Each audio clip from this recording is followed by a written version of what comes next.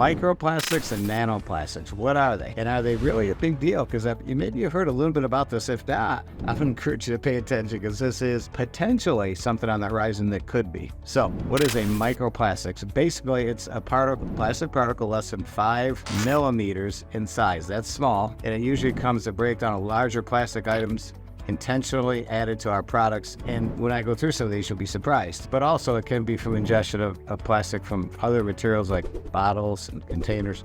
But nanoplastics, now these are even smaller. These are typically, they measure less than 100 nanometers. It's not visible to the naked eye. Now here's the challenge. They can penetrate cellular barriers. They can penetrate into our tissue. We're going to talk about that. That's what I think the health risk is really going to be.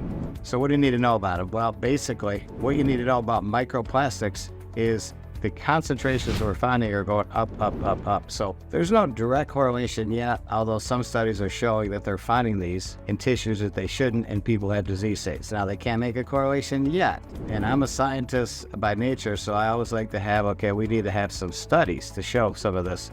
And they're doing that now. So I guess I'm just kind of calling out now to let you know this should be something you should be considering to reduce some of your exposure. So they're found in household products, microplastics. They're very small, like we talked about. Personal care items, exfoliating scrubs, toothpaste, sometimes, right? A lot of cosmetic, and there's a whole push in the cosmetic field now to get some of these out, and they're doing a good job. But polyethylene or polypropylene in the ingredient list is some of the ones that they use for abrasion. So this has got to be something they have to look at because we're getting exposure with personal care products. Here's another one, synthetic fabrics. Anything that's going to be from polyester or nylon could shed and does shed acrylic microplastics. So those are coming out with some of the fabrics. Of course, these are going in the wash and going out into water bodies, unfortunately. That's another issue. But some of your clothing, household dust, believe it or not, microplastics are found to accumulate in household dust and bound to it. I don't know if it's, I don't know how that happens, but I know that really regular cleaning and vacuuming can help reduce some of this indoor pollution, if you want to call it. Food package, this is a biggie. They degrade and they usually release microplastics. So take a look at some of your I was looking at some of the reusable foods, reusable things we use to keep food in, and I was surprised at how much breaking down of this takes place because we reuse them. But any type of container for food, this plastic is probably going to have some shedding that can take place. Now, where are they finding this in the human body? This is what has got me a little bit concerned, even though, like I said, we need to do more studies. They're finding it in blood. So microplastics are found in human blood samples, and they're finding this where they really said, how the heck can this make it, these microplastic and nanoplastics specifically, find into the human blood? So what they're looking at is what impact is this going to have, because it also perfuses all your tissues. All right, now, there's a thing in toxicology I learned in pharmacy school. Dose makes the poison. So you got to think about this. A lot of drugs we have that we use safely, in high enough doses become a poison. Actually, on the bottle, it'll have a skull and crossbones because, and that's why we have safety drops in the pharmacy, because dose is a poison. If it gets high enough, and that's my point of this whole video, I'm concerned that we have to really watch this, because if these thresholds get high enough in some of these tissues, I'm a little nervous. How about this one? In the human lungs, they found way down deep when they've done some work in the human lung tissue, they found some way deep in the human lungs, and a high percentage of people had the nanoplastics found in that lung tissue. In the placenta, they did this one study, which is fantastic. You can read about this. That's why you got to see the blog. Out of the 46 placentas they took, they found it in every single one. They found nanoplastics and microplastics, specifically more of the nanoplastic. But they found it in every single one. Now, they've also found it in breast milk, and they've also found it in the meconium stool of the infants.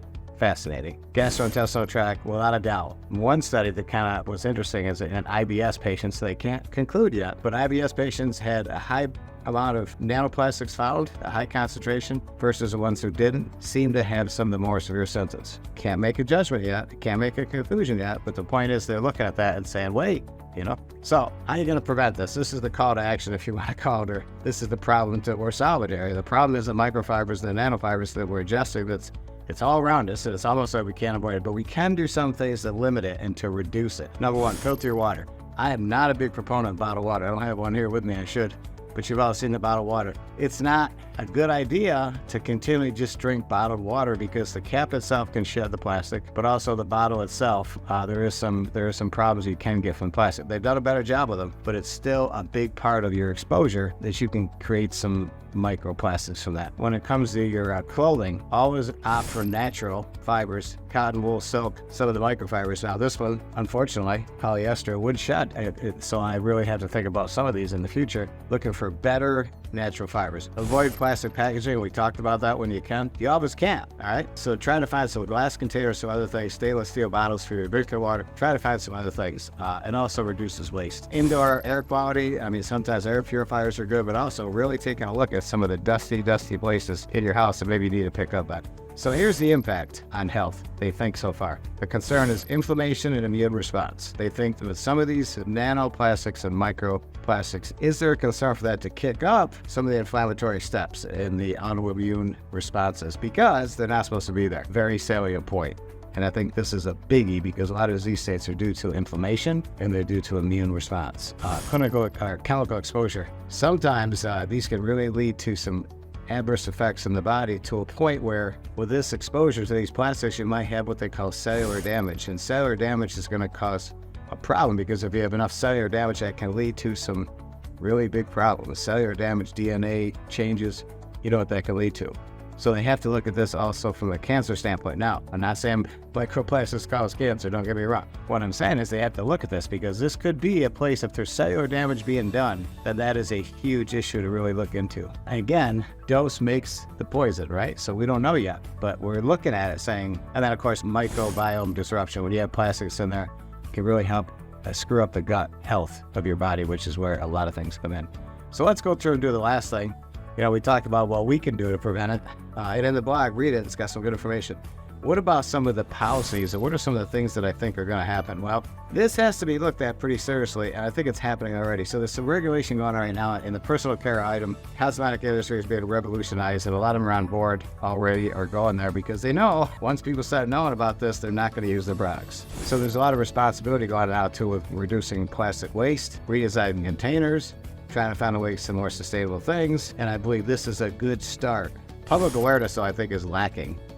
And this is something I think they're going to start spending money on. They got to say to people, look, it might not be a thing, but if it is, and over your lifetime it's already going to increase, especially for your children, you need to start looking at maybe just a little bit of reduction in your risk. Make sense? It's kind of like going outside and never using sunscreen, and down the road, you don't realize that, if I did what I was supposed to and use sunscreen, I might not have had, melanoma. So it's the same idea, cumulative. Public awareness, though, I think is huge. That's why I'm doing this. So research innovation is coming on right now. And I hope some of the science-based companies out there that are really looking at this to come up with innovative products are really kind of going to say, you know what, we're going to be the first in the market to say we're all bio-based. We don't have any of these microplastics. It's going to be big. So I hope this information helps. And again, I can't stress enough, all the details and some of the good studies from the NIH and from these big players are all on my blog, which I think is fantastic. So go there, check it out. It's on RxHealthyHabits.com. And while you're there, you can sign up for our newsletter. Hey, you get an embedded video every week and some great information. Why not, right? So till next video, podcast, stay healthy, stay strong, and really take a look and say to yourself, what can I do to reduce my microplastic intake? God bless.